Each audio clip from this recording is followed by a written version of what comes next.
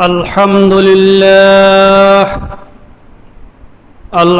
لله نحمده ونستعينه ونستغفره ونعوذ بالله من شرور أنفسنا ومن سيئات أعمالنا من يهده الله فلا مضل له ومن يضلل فلا هادي له ونشهد أن لا إله إلا الله وحده لا شريك له ونشهد أن محمدا عبد الله ورسوله أما بعد فقد قال الله تعالى في كلامه المجيد والفرقان الحميد أعوذ بالله من الشيطان الرجيم ولله على الناس حج البيت من استطاع إليه سبيلا أما بعد فقد قال الله تعالى إذ يرفع إبراهيم القواعد من البيت وإسماعيل ربنا تقبل منا إنك أنت السميع العليم عن النعمان رضي الله تعالى عنه قال قال رسول الله صلى الله عليه وسلم المؤمنون كرجل واحد إن اشتكى عينه اشتكى كله إن اشتكى رأسه اشتكى كله أو كما قال النبي عليه الصلاة والسلام اللهم صل على محمد وعلى آل محمد كما صليت على إبراهيم وعلى آل إبراهيم إنك حميد مجيد সম্মানিত মুআজ্জাজ মুহতারাম সদর জালাস মুরব্বী নিজাম, আমার পর্দার অন্তর আলালের সম্মানিতা শ্রদ্ধেয় মা বোনেরা, আসসালামু আলাইকুম ওয়া রাহমাতুল্লাহি ওয়া বারাকাতুহু। মহান রব্বুল আলামিনের পবিত্র দরবারে অসংখ্য অগণিত শুকরিয়া ও সুজুদ পেশ করেছি, যিনি আমাদেরকে আজ দুনিয়ার সকল জামিলা মুক্ত করে সকল প্রকারের কর্মব্যস্ততা পরিহার করে মহান রব্বুল আলামিনের পবিত্র দরবারে আসার এবং কিছু বলা ও শোনার তৌফিক দান করেছেন। এই জন্য মনিবের দরবারে অন্তঃস্থল থেকে শুকরিয়া জ্ঞাপন করে আলহামদুলিল্লাহ দরুদ ও সালাম প্রেরণ করছি মানবতার বিশ্ব নবী মুহাম্মদ রাসূলুল্লাহ সাল্লাল্লাহু আলাইহি ওয়াসাল্লামের উপর, যিনাকে আল্লাহ রাব্বুল আলামিন আমাদের জন্য একজন পথ প্রদর্শক হিসাবে আল্লাহ তাআলা প্রেরণ করেছেন। তিনি হলেন আমাদের পথ প্রদর্শক, আমাদেরকে জাহান্নাম থেকে মুক্ত করে জান্নাতে নেওয়ার একজন প্রতীক। এই জন্য আল্লাহর কাছে শুকরিয়া জ্ঞাপন করছি যে আল্লাহ তাআলা আমাদেরকে অন্ধকার যুগ থেকে মুক্ত করে একটা আলোর যুগ দেখিয়েছেন, আলোর যুগে পদার্পণ করেছেন। আল্লাহ রাব্বুল আলামিন যদি আমাদেরকে শক্তি না দিতেন, আসার তৌফিক না দিতেন, আমাদেরকে মহান রবের দরবারে আসা কি সম্ভব হতো? সম্ভব হতো না। সম্মানিত হাজিরিন, এই মাসটি হলো জিলকদ মাস, হজের মৌসুম। সামনে আসতেছে হজ এবং কোরবান। এই মাসের গুরুত্ব আল্লাহ তাআলার কাছে অনেক বেশি। ইসলামের 5টি স্তম্ভ, 5টি স্তম্ভের মধ্যে একটি হলো হজ। নামাজ যেরকম ফরজ, রোজা যেরকম ফরজ, যাকাত যেরকম ওয়াজিব, হজও মুসলমানদের উপরে কি ফরজ। মুসলমান হজ করে, খানা কাবা জিয়ারত করে, আল্লাহ পাকের বিধানকে এই জমিনে প্রতিষ্ঠা করে, আল্লাহর দ্বীনকে এই জমিনে দায়েম আর কায়েম করবে।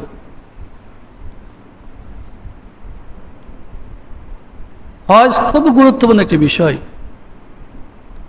হজ হলো মুসলমানদের মধ্যে যারা ধনাত্মবান, ধনী, প্রভাবশালী, তাদের উপর ফরজ, সবার উপর ফরজ। যারা বাইতুল্লাতে আসা যাওয়ার খরচ বহন করতে পারে, খরচ বহন করতে পারে, তার জন্য হজ। আর যেই ব্যক্তি খানা কাবাতে অথবা বাইতুল্লাতে আসা যাওয়া করার কোনো সক্ষম নয়, ক্ষমতা নয়, আসা যাওয়ার কোনো খরচ মেনটেন করতে পারবে না, তার উপর হজ কি নয়? ফরজ নয়। তাহলে আমাদের যাদের উপর হজ ফরজ, তাদের সবাইকে হজ করতে হবে। এই জন্য আল্লাহ রাব্বুল আলামিন কোরআন কারীমের মধ্যে সুস্পষ্ট ঘোষণা করেছেন, ওয়ালিল্লাহি আলান নাস হিজ্জুল বাইতি মান ইসতাতা ইলাইহি সাবিলা। মানুষের উপরে আল্লাহ তাআলার জন্য হজ করা বাইতুল্লাতে, মান ইসতাতা ইলাইহি সাবিলা, সেই রাস্তা যে অতিক্রম করার সক্ষম হয়, সেই পথে যাওয়ার খরচ মেনটেন করতে পারে, তার উপরে কি হজ করা হলো ফরজ। তাহলে বোঝা গেছে হজ শুধু মুসলমানদের মধ্যে যারা ধনাত্মমান, যারা ধনী, যারা প্রভাবশালী, তাদের জন্য হজ ফরজ। গরিবের উপরে কি নয়? হজ ফরজ। আমরা যেখানে হজ করব, সে বাইতুল্লাহ, খানা কাবা, এই খানা কাবা ইতিহাস আমাদেরকে জানা দরকার, বাইতুল্লাহর ইতিহাস জানা দরকার। যে বাইতুল্লাহ আল্লাহ নবী হযরত ইব্রাহিম আলাইহিস সালাতুস সালাম তার সন্তান ইসমাইল আলাইহিস সালাতুস সালামকে নিয়ে তৈরি করেছে। খানা কাবা ইতিহাস বিশাল। হযরত আদম আলাইহিস সালাতুস সালাম থেকে যুগ যুগ ধরে এই খানা কাবাকে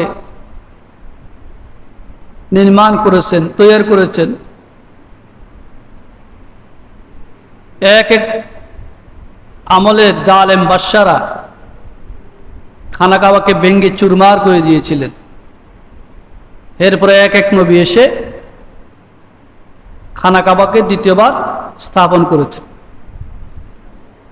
এইভাবে নূহ আলাইহিস সালাতুস সালামের জমানায় নূহ নবীর উম্মতরা যখন অন্যায় করেছেন, অপরাধ করেছেন, জুলুম করেছেন, এই জন্য আল্লাহর আইন কানুন মানেন নাই, আল্লাহর নির্দেশ মানেন নাই, আল্লাহর নবী হযরতে নূহ আলাইহিস সালাতুস সালামের প্রতি ঈমান আনেন নাই। হযরত নূহ আলাইহিস সালাতুস সালাম 950 বছর পর্যন্ত ইসলামে দাওয়াত দিয়েছেন, আল্লাহর বিধানে দাওয়াত দিয়েছেন, 71 বার দাওয়াত দিয়েছেন। 950 বছরের ভিতরে মাত্র 40 বাই 80 জন লোক মুসলমান হয়েছে। কজন? 40 বাই 80 জন। দাওয়াত দিয়েছেন 950 বছর। 950 বছর পর্যন্ত দাওয়াত দেওয়ার পরে মাত্র 40 বা 80 জন লোক মুসলমান হয়েছেন। এরপরে হযরত নূহ আলাইহিস সালাতু সালাম আল্লাহ রাব্বুল আলামিনের কাছে ফরিয়াদ করেছেন, রব্বে কারীম, এই জমিনে তোমার এই বন্দারা, আমি যাদেরকে ইসলামের দাওয়াত দিয়েছি, একাত্মবাদ দাওয়াত দিয়েছি, ধর্মের দাওয়াত দিয়েছি, মাত্র 40 থেকে 80 জন মুসলমান হয়েছে। আর তো মুসলমান হওয়ার মতন কোনো ব্যবস্থা নাই, আর মুসলমান হবে না। সুতরাং তুমি তাদেরকে এই দুনিয়া থেকে চিরবিদায় করে দাও, তাদেরকে ধ্বংস করে দাও। কেন হযরত নূহ আলাইহিস সালাতু ওয়াস বদদুয়া করলেন? যে নূহ নবীর সকাল বিকাল রাত দিন 24 ঘন্টা দিয়ে দাওয়াত দেওয়ার পরও তার জাতিরা হযরত নূহ আলাইহিস সালাতু ওয়াস উপরে অত্যাচার অবিচার করেছিল। ইতিহাস লেখে নূহ আলাইহিস সালাতু ওয়াসকে নূহ নবী যখন সূর্য উদিত হতো, এরপরে যখন দাওয়াত শুরু করতেন, তার জাতিরা সকাল থেকে সন্ধ্যা পর্যন্ত পাথর মারতে মারতে পাথরের ভিতরে তাকে দাবাই ফেলত। সন্ধ্যাবেলা জিব্রাইল আলাইহিস সালাতু আসতেন, নূহ আলাইহিস সালাতু সালামকে পাথরের ভিতর থেকে বাইর করতেন। হযরত নূহ নবী আল্লাহর কাছে ফরিয়াদ, রব্বুল আলামিন, আগামীকাল আমার কি কাজ? আল্লাহ রাব্বুল আলামিন বলতেন, ও নূহ, আগামীকাল তোমার এই কাজ। আমি তোমাদেরকে তো ইসলামের বিধান দিয়ে প্রেরণ করেছি, আমি রবের পরিচয় দেওয়ার জন্য আমি প্রেরণ করেছি। তুমি তোমার রবের পরিচয় দিতে থাকো আর কালিমা দাওয়াত দিতে থাকো। তাহলে বোঝা গেছে কি, আল্লাহ তাআলা দিনকে তো মহব্বত করেন, ভালোবাসেন। আল্লাহর এই জমিনে আল্লাহর মাহবুব নবী, নবীদেরকে পর্যন্ত আল্লাহ তাআলা এত গুরুত্ব দেন নাই, দিনকে যত বেশি গুরুত্ব দিয়েছেন। সকাল থেকে সন্ধ্যা পর্যন্ত নূহ আলাইহিস সালাতু ওয়াসসালামকে পাথর মারতে মারতে পাথরের ভিতরে দাবিয়ে ফেলত। সন্ধ্যায় রক্তাক্ত অবস্থায় পাথর থেকে তাকে বাইর করা হতো। এরপরে কি কাজ? আল্লাহ বলতেন, লা ইলাহা ইল্লাল্লাহর কাজ, আমি রবের দাওয়াত দিয়ে থাকো। সমরা হাজির। দিন কত মাহবুব আল্লাহর কাছে, দিন কত মাহবুব, দিন কত প্রিয়। আল্লাহ রাব্বুল আলামিন এই দিনকে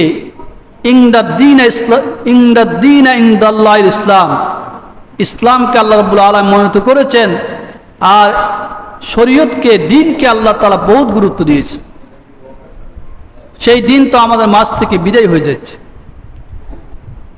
হযরত নূহ আলাইহিস সালাতু ওয়াসসালাম আল্লাহকে বদদুয়া করলেন, রব্বে কারীম, আমার এই জাতি যারা ইসলাম গ্রহণ করেছে, যারা ঈমান এনেছে, বাকিরা তো ঈমান আনবে না, সুতরাং আপনি তাদেরকে ধ্বংস করে দেন।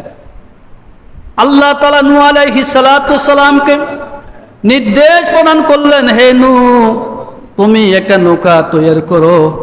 হযরত নূহ আলাইহিস সালাতু ওয়াসসালাম মরুভূমির মধ্যে একটা নৌকা নির্মাণ করলেন। তার জাতিরা নূহ আলাইহিস সালাতু ওয়াসসালামকে উপহাস করলেন, হে নূহ, তুমি তো পাগল হয়ে গেছো, তোমার এই নৌকা কোথায় চলবে?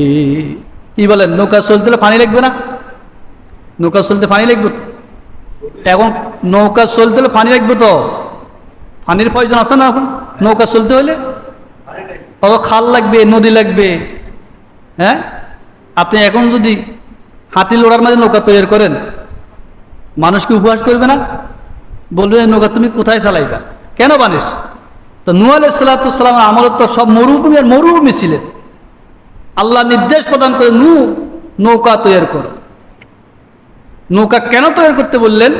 তাহলে বোঝা গেছে তুফানের পূর্বাভাস আল্লাহ এমন বন্যা দিবে, যেই বন্যা যেই বন্যার কারণে নূহ আলাইহিস সালাতুস সালামের পুরো জাতি ধ্বংস হয়ে যাবে। ইতিহাস থেকে নূহ আলাইহিস সালাতুস সালামের আমলে যে বন্যা হয়েছে, ওই বন্যার সাথে এত বন্যা পৃথিবীতে আর হয় নাই। কারণ একাধারে 40 দিন পর্যন্ত আকাশে মুষলধারে বৃষ্টি হয়েছে, অপারাত্তুন নূর, জমিন থেকে চুলার থেকে পানি উঠেছে, কিন্তু 6 মাস পর্যন্ত প্লাবন আর বৃষ্টি। সমস্ত নূহ নবীর পুরা রাজ্য পানিতে পরিপূর্ণ হয়ে গেছেন, আর নৌকা ভাসমান হয়ে গেছে। ওই নৌকার মধ্যে আল্লাহ নির্দেশ প্রদান করলো, অন্য মাত্র তোমার যে সমস্ত ইমানদার ব্যক্তিরা মুসলমান হয়েছে, ইমান হয়েছে, তাদেরকে নৌকায় আরোহণ করা। নূহ আলাইহিস সালাতুস সালাম তার মুসলমান ইমানদার ব্যক্তিদেরকে ওই নৌকায় আরোহণ করে। শুধু তাই নয়, 6 মাসের ডাল চিড়া এরকম বিভিন্ন ফাঁকির থেকে, বিভিন্ন এই যে পশু থেকে জোড়া জোড়া তুলে দিয়েছেন। কারণ আল্লাহর নির্দেশ সমস্ত পৃথিবী ফানাফিল্লা হয়ে যাবে। এই জন্য নূহ আলাইহিস সালাতু আদমের সানি বলে। কি বলে? আদমে সানি, দ্বিতীয় আদম নূহ আলাইহিস সালাতু সালাম। আদম আলাইহিস সালাতু সালাম থেকে যেরকম মানুষের বিস্তার করেছে, নূহ আলাইহিস সালাতু সালাম থেকে কি মানুষের বিস্তার করেছেন। কারণ সমগ্র পৃথিবী পানিতে ভরপুর হয়ে গেছে, পুরো পৃথিবী সাগর হয়ে গেছে। এভাবে যদি পাহাড় উপরে পানি উঠছে। আল্লাহ রাব্বুল আলামিন এই কথা বলতে চেয়েছিলাম, ঘটনা বলা উদ্দেশ্য নয়, ঘটনাটা বিশাল। নূহ আলাইহিস সালাতু সালাম আমলে আল্লাহ পাক পুরা জাতিকে ধ্বংসস্তূপ পরিণত করলেন। এইভাবে আল্লাহ পাক খানা কাবাকে আকাশে নিয়ে গেছেন। এই কথা বোঝানোর জন্য বলছি। আল্লাহ রাব্বুল আলামিন এই খানা কাবা বাইতুল্লাহ শরীফকে আল্লাহ তাআলা নূহ আলাইহিস সালাতু আমলে আকাশে নিয়ে গেছেন, কিন্তু এই জমিনের মধ্যে খানা কাবার কোনো নিশান ছিল না। মাত্র আসহাব আর নাইলা 2টা মূর্তি ওই স্থানে ছিল। এই 2টি মূর্তি ছিল খানা কাবার নিশান। এইভাবে নূহ আলাইহিস সালাতু সালাম দুনিয়াতে যাওয়ার পরে হাজার হাজার বছর অতিবাহিত হলো। আল্লাহ তাআলা সাইয়েদনা ইব্রাহিম আলাইহিস সালাতু সালাম বললেন, হে ইব্রাহিম, তুমি খানা কাবা নির্মাণ করো। কি করো? ইব্রাহিম আলাইহিস সালাতু সালামকে বলছেন খানা কাবা নির্মাণ করো, তৈরি করো। কোথায় খানা কাবা নির্মাণ করবে? খানা কাবা তৈরি করার তো স্থান জানতে হবে। আল্লাহ নির্দেশ প্রদান করলো, হে ইব্রাহিম, আসহাব আর নাইলা 2টা মূর্তি, ওই 2টি মূর্তির স্থান হলো খানা কাবার স্থান, তুমি ওইখানে খানা কাবা তৈরি করো। আসহাব আর নাইলা এই 2টা মূর্তির স্থলাভিষিক্ত যে স্থানে ছিলেন, ওটা হলো খানা কাবার স্থান। ওইখানে খানা কাবা নির্মাণ করার জন্য আল্লাহ নির্দেশ প্রদান করেছেন। কারে? হযরতে ইব্রাহিম আলাইহিস সালাতু সালাম। হযরত ইব্রাহিম তো আল্লাহর প্রিয় নবী, আল্লাহ পাকের মাহবুব নবী, জলিল কদর পয়গম্বর ছিলেন ইব্রাহিম আলাইহিস সালাতু সালাম। যে ইব্রাহিম আলাইহিস সালাতু সালাম থেকে আল্লাহ রাব্বুল আলামিন এমন বংশ বিস্তার করেছেন, যে বংশের কথা আল্লাহ তাআলা কোরআন কারীমের মধ্যে উল্লেখ করেছেন। হযরত ইব্রাহিম আলাইহিস সালাতু সালাম আল্লাহরকে দোয়া করেছেন। হযরত ইব্রাহিম আলাইহিস সালাতু সালাম তার সন্তান ইসমাঈল আলাইহিস সালাতু সালামকে নিয়ে খানা কাবা নির্মাণ করবেন। আল্লাহর নির্দেশে ইসমাঈল আলাইহিস সালাতু সালাম তখন একটু বড় হয়েছে, কাজে কাম উপনীত হয়েছে। ইতিহাস থেকে সাইয়্যিদনা ইসমাঈল আলাইহিস সালাতু সালাম পাহাড় থেকে এভাবে পাথর আনতেন, আর হযরতে ইব্রাহিম আলাইহিস সালাতু সালাম ওই পাথর দিয়ে খানা কাবা নির্মাণ করতেন। আল্লাহু আকবার। কি করতেন? খানা কাবা নির্মাণ করতেন। এই খানা কাবা নির্মাণ করার পরে শ্রী ইব্রাহিম আলাইহিস সালাতু সালাম আল্লাহকে দোয়া করেছেন, রব্বে কারীম, ওগো আমার রব, ওগো আমার আল্লাহ, আমি যে বাইতুল্লাহ খানা কাবা নির্মাণ করলাম, এই খানা কাবাকে রক্ষণাবেক্ষণ করার জন্য আপনি এরকম একজন দল পৃথিবীতে প্রেরণ করে, আর এই খানা কাবাকে আমাদের মাঝ থেকে আপনি কি করেন, কবুল করেন। ভাই, আমরা যদি একটা সমাজে একটা মসজিদ তৈরি করা হয় বা হয়তো একটা ফোরকানি মক্তব তৈরি করা হয়, তখন সবাই দোয়া করে আল্লাহ এই ঘরকে কিয়ামত পর্যন্ত পৃথিবীতে প্রতিষ্ঠিত রাখেন। করেনি? এই ঘর মুসলমানদের ঘর, এইখান থেকে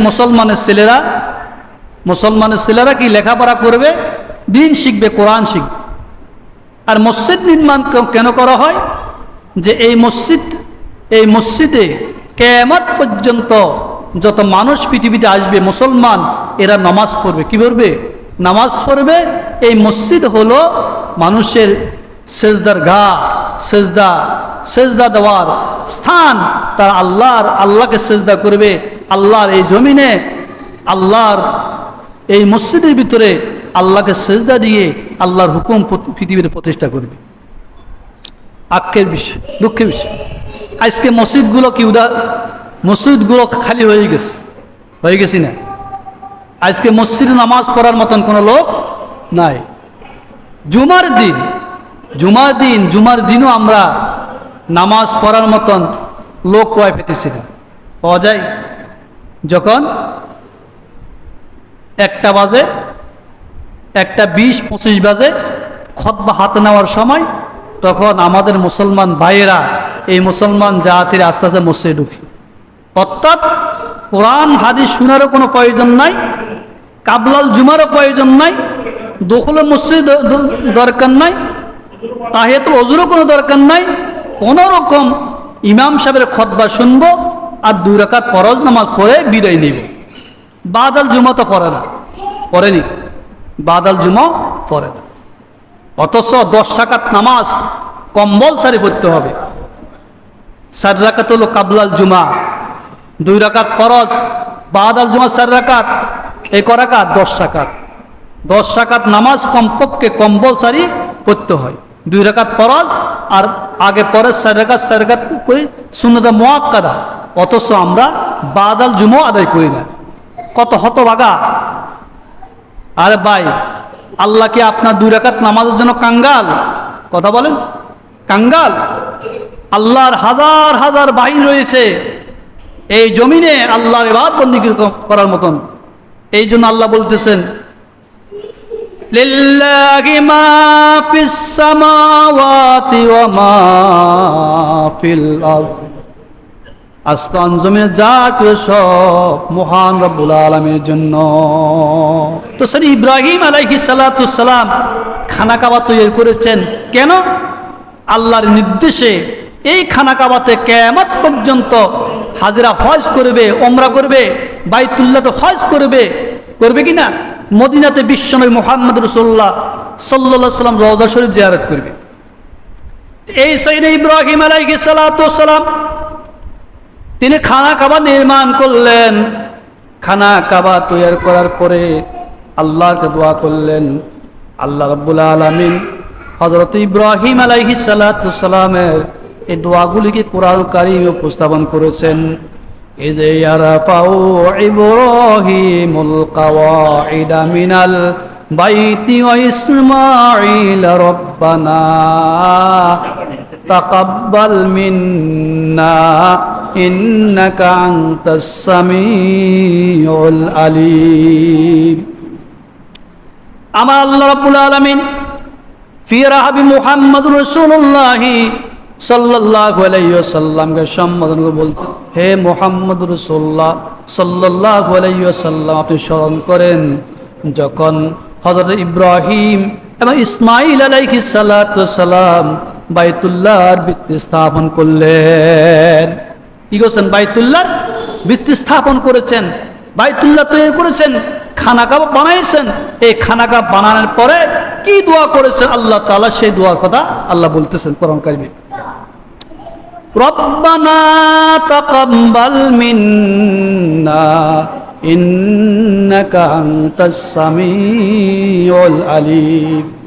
সাইয়্যিদ ইব্রাহিম আলাইহিস সালাতু সালাম এবং তার সন্তান ইসমাঈল আলাইহিস সালাতু সালাম বাপ বেটা উভয়ে যখন খানা কাবা নির্মাণ করলেন, খানা কাবা তৈরি করলেন, আল্লাহকে দোয়া করলেন, রব্বানা, হে আমাদের রব, তাকাব্বাল মিন্না, এই ঘরকে আমাদের মাঝ থেকে কবুল করে নেন, ইন্নাকা আনতাস সামিউল আলিম, আপনি তো শ্রবণকারী, আমি তো প্রজ্ঞাময়, আপনি শ্রবণকারী, সর্বজ্ঞ, শ্রবণকারী এবং আপনি সব কিছু জানেন। অবশ্যই আল্লাহকে জানেন না? যে ইব্রাহিম আলাইহিস সালাম যে খানা কাবা তৈরি করেছেন, কেন করেছেন আল্লাহ জানে কিনা? অবশ্যই জানেন। আল্লাহ শুনেন, জানেন। আল্লাহ নিজে তো নির্দেশ প্রদান করেছেন খানা কাবা নির্মাণ করার জন্য। কেন? আল্লাহ তাআলা জানেন এই খানা কাবা কিয়ামত পর্যন্ত এই পৃথিবীতে বহাল থাকবে, আর এই পৃথিবীর লক্ষ লক্ষ মানুষেরা, মুসলমানেরা খানা কাবাতে হজ করবে, ওমরা করবে। এই 3 মাস, জিলকদ, শাওয়াল, জিলকদ, জিলহজ্জা, এই 3 মাস হলো হজের মৌসুম। এই তিন মাস কি হজের মৌসুম? এই 3 মাস বাইতুল্লাহ থেকে হজ চলে। জিলহজ মাসের 9ম দিন চলে বড় হজ, ফরজ, আর পূর্বে বাকি ওমরাগুলো কি চলে, পৃথিবী লক্ষ লক্ষ মানুষেরা ওমরা করে। আর আমাদের দেশের একজন বোখারে লোক, জ্ঞানী লোক, সে বলেছিল বাইতুল্লাহকে নাকি হজ করা ব্যবসা। নাউযুবিল্লাহ, বলছেন না? আমাদের দেশের একজন মন্ত্রী, আল্লাহ তাকে এমন গায়েব করেছে, আজ পর্যন্ত তার নিশান এই বাংলার জমিনের মানুষ এখনো কি দেখে নাই, তার চেহারা দেখে নাই। রাখে আল্লাহ, মারে কে? রাখে আল্লাহ, মারে কে? ক্ষমতা দেয় আল্লাহ, আবার নেয় কে? বলেন, ক্ষমতা কে দেয়? আল্লাহ দেয়, আবার ক্ষমতা নেয়ও। একজন মন্ত্রী বলছিল যে খানা কাবাতে নাকি হজ করা একটা ব্যবসা। নাউযুবিল্লাহ। আমাদের দেশে ব্যবসা নাই? বিভিন্ন জায়গায় ওই যে যাত্রার প্যান্ডেল চলে, যাত্রার প্যান্ডেল আশেপাশে কি ব্যবসা চলে না? চলে না? বিভিন্ন জায়গায় মাহফিল চলে, মাহফিলের আশেপাশে কি ব্যবসা চলে না? তো এই জন্য কি মাহফিলের দোষ, যাত্রার দোষ? সেইখানে হাজার হাজার মানুষ একত্রিত হয়, সেইখানে সমবেত হয়, মানুষের খাওয়ার প্রয়োজন আছে, মানুষের পান করার প্রয়োজন আছে, বিভিন্ন জরুরত আছে। এই জন্য সেটা আল্লাহ পাকের বড় নেয়ামত। আল্লাহ তাআলা মক্কার আশেপাশে বিভিন্ন দোকান পাট না থাকে, তাহলে এই যে লক্ষ লক্ষ হাজিরা সেই যাইতেছে, এরা খাইবে কোথায়, পড়বে কোথায়? আর এ আহামক বলতেছে বাইতুল্লাহ তো হজ করা নাকি কি ব্যবসা। নাউযুবিল্লাহ। আল্লাহর সাথে হাত ধরবে। অথচ আল্লাহ নবী ইব্রাহিম আলাইহিস সালাতু সালাম আল্লাহর কাছে দোয়া করেছেন। এই দোয়া ছিল ইব্রাহিম আলাইহিস সালাতু সালামের প্রথম দোয়া। হে আল্লাহ তাআলা, আমরা বাপ বেটা বাইতুল্লাহ স্থাপন করেছি, খানা বানাইছি, এই খানা কাবা বাইতুল্লাহ শরীফ আমাদের মাঝে কবুল করে নাও, অর্থাৎ কিয়ামত পর্যন্ত এই বাইতুল্লাহ খানা কাবা শরীফ এই জমিনে বিদ্যমান রাখো। আল্লাহ তো ইচ্ছে সেটা। আল্লাহ এই খানা কাবারে কিয়ামত তো রাখবেন না, কিয়ামত তো রাখবেন। পৃথিবী ধ্বংস হয়ে যাবে, আল্লাহর খানা কাবা আল্লাহ আকাশে নিয়ে যাবে। সুবহানাল্লাহ। এটা পৃথিবীর নাবি, সমস্ত মুসলমানের জন্য কল্যাণ, পৃথিবীর সমস্ত মানুষের জন্য ইবাদত বন্দেগীর স্থান, সওয়াব অর্জন করার স্থান, ঠিক না? হযরত ইব্রাহিম আলাইহিস সালাতু সালামের দ্বিতীয় দোয়া ছিল রব্বানা ওয়াজআলনা মুসলিমাইনি লাকা ওয়া মিন যুররিয়াতিনা উম্মাতাম মুসলিমাতাল লাক ওয়া আরিনা মানাসিকানা ওয়া তুব আলাইনা ইন্নাকা আনতাত তাওয়াবুর রহিম। রব্বানা, হে আমাদের রব, হে আমাদের পালনকর্তা, ওয়াজআলনা মুসলিমাইনি লাকা, আমাদের উভয়কে আপনার আজ্ঞাবহ বানান, আমাদের উভয়কে আপনি অনুগত্যশীল বানান, আপনি অনুগত্যশীল বানান। কি দোয়া, আল্লাহু আকবার। আমরা খানা খাবার নির্মাণ করেছি, আমাদের হাতে তৈরি করেছেন, কিন্তু আমাদেরকে খানা খাবার থেকে বঞ্চিত করবেন না। আমাদেরকে ওই খানা খাবার জন্য কি করেন, কবুল করে নেন। মৃত্যু পর্যন্ত যেন আপনার এই খানা খাবার খেদমত করতে পারি, রক্ষণাবেক্ষণের দায়িত্ব আল্লাহ আপনি আমাদের কাছে রাখেন। আল্লাহু আকবার। ইব্রাহিম আলাইহিস সালাতু ওয়াস সালাম নিজে খানা খাবার মুতাআল্লিক ছিলেন। ইব্রাহিম আলাইহিস সালামের সন্তান ইসমাইল আলাইহিস সালাতু ওয়াস সালাম পরবর্তীতে খানা খাবারকে রক্ষণাবেক্ষণ করেছেন। অথচ ইসমাইল আলাইহিস সালাতু ওয়াস সালাম যখন দুনিয়াতে এসেছে, তখন আল্লাহ রাব্বুল আলামিন নির্দেশ প্রদান করলো, ইব্রাহিম তোমার সন্তান ইসমাইলকে তুমি কি মানে বনমাজ এমন স্থানে রাখিয়ে আসবা যেখানে রাখলে ওইখানে আল্লাহ পাক খানা খাবার তৈরি করবে। আসলে কথা ঠিক, যেখানে ইব্রাহিম ইসমাইল আলাইহিস সালাতু ওয়াস সালামকে যেখানে রাখছেন ওইখানে জমজম কূপ তৈরি হলো। ইব্রাহিমের ইসমাইলের পায়ের তলে জমজম কূপ তৈরি হলো। সেখানে ওই জমজম কূপের চতুর্দিকে পাথর নিক্ষেপ করে ঘেরাও করলেন। সেখানে মানুষের জনবসতি হলো। কি হয়েছে? জনবসতি হয়েছেন। সেই মরুভূমিতে একদল বণিক কাফেলা যখন পানির কোলতান, ফাঁকির কোলতান দেখলেন, পানি দেখলেন, তো বুঝতে পারছে এখানে পানি আছে না, ফাঁকি করতে গেল। মরুভূমি তো ফাঁকি থাকে না, থাকেনি, থাকে না। তখন দেখতেছে দূর থেকে এই মরুভূমিতে ফাঁকি উঠতেছে। ওই বণিকেরা বুঝতে পারছে না এখানে নিশ্চয় কোনো পানির ব্যবস্থা আছে। আসি দেখতেছে একটা মহিলা জীর্ণ শীর্ণ অবস্থা আর একটা বাচ্চাকে নিয়ে জমজমের পাড়ে, ওই পুকুরের পাড়ে বসা। অনুমতি নিলেন, হে মহিলা, আমাদের কিছুদিনের জায়গা দাও, আমরা এখানে ঘর বাড়ি করবো, তুমি তো একা কিভাবে থাকবা, আমাদেরকে থাকার একটা ব্যবস্থা করো। হযরত হাজরা আলাইহিস সালাতু ওয়াস সালাম নির্দেশ প্রদান করলেন, শোনো, তোমাদেরকে থাকতে দিব, একটা শর্ত আছে, আমার শর্ত যদি মানতে পারো। কি শর্ত? শর্ত হলো কোন সময় এই জায়গার দাবি করতে পারবে না, এই কূপের দাবি করতে পারবে না, এই বাইতুল্লাহর এখানে তখন এখন বাইতুল্লাহ হয় নাই, বাইতুল্লাহ তখন কি এটা দাবি করতে পারবে না। যদি দাবি করো তাহলে তোমরা এখন এখান থেকে চলে যাও। ওই বণিকেরা বলছেন, আমাদের নিঃশ্বাস থাকা পর্যন্ত আমরা ভোগ করব, কোনোদিন আমরা দাবি করব না, কখনো দাবি করব না। কারণ এই কৃতিত্ব, এই মজা একা হযরত হাজরা আলাইহিস সালাতু ওয়াস সালামের, আসলে ইব্রাহিম আলাইহিস সালাতু ওয়াস সালামের। এইবার লম্বা চূড়া ঘটনা, আমি সেদিন যাব না, যেহেতু লম্বা চূড়ার টাইম আছে, আস্তে আস্তে এক একটা ইতিহাস বলবো সময় করে। তো ইব্রাহিম আলাইহিস সালাতু ওয়াস সালাম আল্লাহর কাছে দোয়া করেছেন। কি দোয়া করেছেন?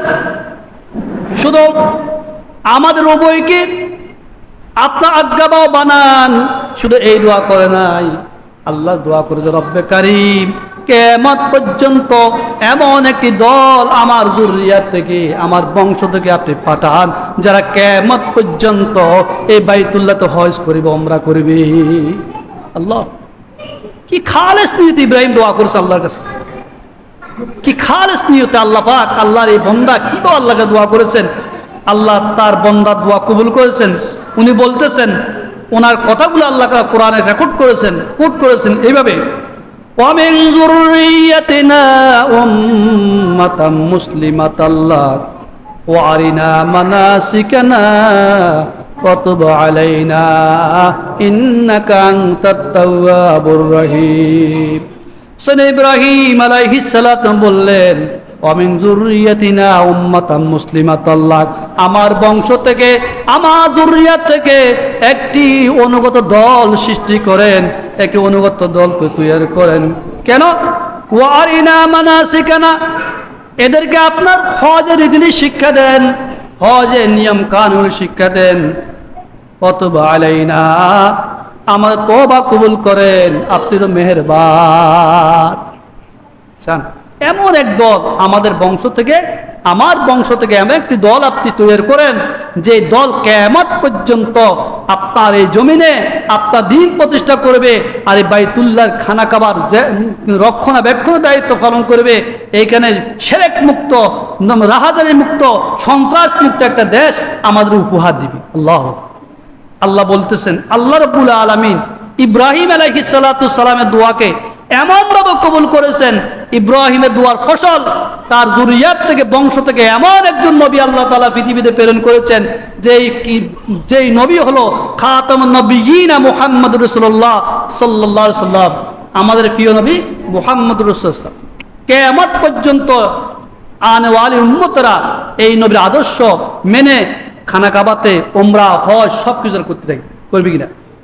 আল্লাহ ইব্রাহিমের দোয়া এমনভাবে কবুল করেছেন, তাহলে এই দোয়ার ফসল হলো আমাদের নবী মুহাম্মদ সাল্লাল্লাহু আলাইহি ওয়াসাল্লাম। আর এই মুহাম্মদ সাল্লাল্লাহু আলাইহি ওয়াসাল্লামের বংশ করতে গেছে, মুহাম্মদ সাল্লাল্লাহু আলাইহি ওয়াসাল্লামের বংশ হলো ইসমাইলের বংশ। কার বংশ? ইসমাইল হলো হযরত ইব্রাহিম আলাইহিস সালাতুর বংশ। হযরত ইব্রাহিমের বংশ থেকে ইসমাইল, আর ইসমাইল আলাইহিস সালাতু সালামের বংশ থেকে প্রিয় নবী মুহাম্মদ রাসূলুল্লাহ সাল্লাল্লাহু আলাইহি ওয়াসাল্লাম। তাহলে বুঝেন ইব্রাহিমের দোয়া আল্লাহ কবুল করছে কিনা? করছে না? আল্লাহ। এই জন্য নবী মুহাম্মদ রাসূলুল্লাহ সাল্লাল্লাহু আলাইহি ওয়াসাল্লাম এই জমিনে আল্লাহর আইনকে প্রতিষ্ঠা করার জন্য, আল্লাহর দ্বীনকে প্রচার করার জন্য কথা চেষ্টা করেছে। জলম, অন্যায়, অবিচার, ডাকাতি যত কিছু আছে সব কিছু থেকে মুক্তির জন্য তিনি আল্লাহর কাছে কি করেছেন? দোয়া করেছেন। আল্লাহ নবী মুহাম্মদ রাসূলুল্লাহ বলেছেন, সমস্ত মুমিন একে অঙ্গের ন্যায়। একজন মুসলমান আরেক মুসলমানের অঙ্গের ন্যায়। কিসের ন্যায়? একজন মুমিন আরেক মুমিনের একই অঙ্গ, একই অঙ্গ। কিরকম? আপনি মনে করেন কারো যদি চোখে ব্যথা হয়, কি হয়? কারো যদি চোখে ব্যথা হয়, সমস্ত অঙ্গ কি ব্যথা হয় না? কথা বলাতে কারো আপনার চোখে ব্যথা, আপনার এই চোখের ব্যথা শুধু চোখে ব্যথা করে না, সমস্ত অঙ্গে ব্যথা অনুভব করে? সমস্ত অঙ্গে ব্যথা অনুভব করে? আচ্ছা, একজন ব্যক্তির মাথা ব্যথা, কি মাথা ব্যথা, তো এই মাথা ব্যথাটা কি সমস্ত অঙ্গে অনুভব করে না শুধু মাথায় অনুভব করে? কথা বলে, হ্যাঁ, সমস্ত অঙ্গ অনুভব করে। কারণ মাথা তার দেহ একটা আরেকটার সাথে সম্পর্ক, একটা আরেকটার সাথে কি সম্পর্ক, হাত পাও, আপনার মাথা, এগুলো সব একটা আরেক সাথে কি সম্পর্ক। এই জন্য কারো যদি চোখে ব্যথা যন্ত্রণা করে তার সমস্ত অঙ্গে যন্ত্রণা করে, যদি মাথায় ব্যথা করে সমস্ত অঙ্গে ব্যথা করে। এই জন্য আল্লাহ রাসূল মুহাম্মদ সাল্লাল্লাহু আলাইহি ওয়াসাল্লাম বলতেছেন, আল্লাহ রাসূলের সাহাবী হযরত নোমান রাদিয়াল্লাহু তাআলা আনহু বর্ণিত, তিনি বলেন, ওয়াল মুমিনুনা কারাজুলিন ওয়াহিদিন ইনইশতাকা আইনুহু ইশতাকা কুল্লুহু ইনইশতাকা রাসুহু ইশতাকা কুল্লুহু। আল্লাহ মুহাম্মদুর রাসূলুল্লাহ সাল্লাল্লাহু আলাইহি ওয়াসাল্লাম বলেন, আল মুমিনুনা কারাজুলিন ওয়াহিদিন, একজন মুমিন, একজন ইমানদার আর ইমানদারের একে অঙ্গের নেই। একজন মুমিন কারাজুলিন ওয়াহিদিন, একই ব্যক্তির নেই।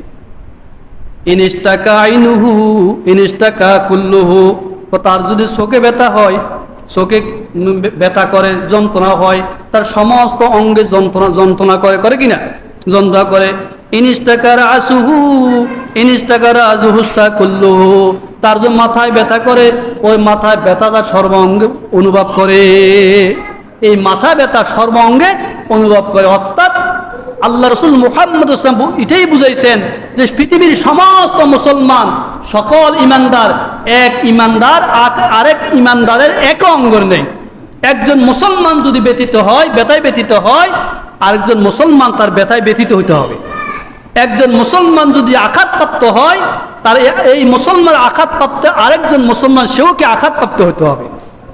অর্থাৎ একজন মুসলমান আঘাতপ্রাপ্ত হয়েছে, আপনার অন্তরে জ্বালা থাকতে, ভাইরে আমার ভাইটা আঘাতপ্রাপ্ত হইল, আমার বাড়িতে অ্যাক্সিডেন্ট হইল, এবং তার কিভাবে চিকিৎসা করা যায়, এই প্রেরণা যদি আপনার কাছে থাকে, আপনি মুমিন। এই প্রেরণা যদি থাকে, যদি এই প্রেরণা আপনার না থাকে, তাহলে আপনি কি মুমিন নয়। আজকে সারা পৃথিবীতে মুসলমানদের উপরে প্রশ্বাস চলছে, মাছ চলছে।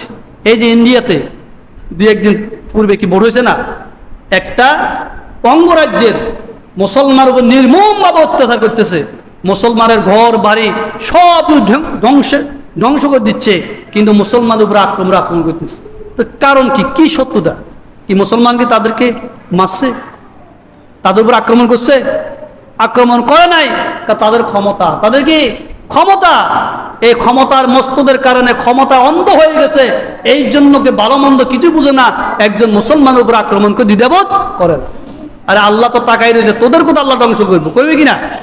তো এই মুসলমান, আজকে আমরা মুসলমান কিন্তু কথা বলি না, দোয়া করি না। ইন্ডিয়ার মুসলমানদের উপর যে এবার আক্রমণ, আমরা কোনো মুসলমানের মুখে আছে নাই।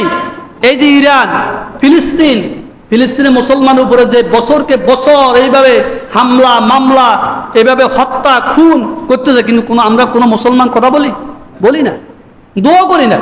অথচ সেই তাদের আহাজারি কেসায় আল্লাহ তো দেখেন না। এইভাবে শুধু ফিলিস্তিন নয়, ইসরায়েল, ফিলিস্তিন, ইউরোপ কান্ট্রিতে যত মুসলমান আছে, প্রায় মুসলমানের উপরে অত্যাচার অবিচার চলে। আমরা মুসলমান বাংলার জমিনে শুয়ে ঘুম যায়, তাহলে আমরা মুমিন কিভাবে হবো? আমরা রাসূলুল্লাহর কথা অনুযায়ী আমরা কি মুমিন হয় নাই? এর কারণটা কি? এটার মূল উদ্দেশ্যটা কি? আমি এতদিন বুঝি নাই যে কেন ইহুদিরা নাসারা মুসলমানদের উপরে এইভাবে অত্যাচার করে।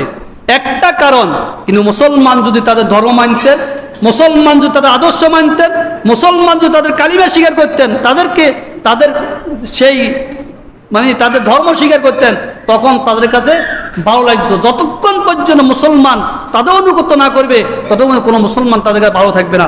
আল্লাহ রাব্বুল আলামিন সূরা বাকারা মধ্যে বলতেছেন, ওয়ালান তারদা আনকাল ইয়াহুদু ওয়ালান নাসারা হাত্তা তাত্তাবিআ মিল্লাতুহুম কুল ইন্না হুদাল্লাহি হুয়াল হুদা।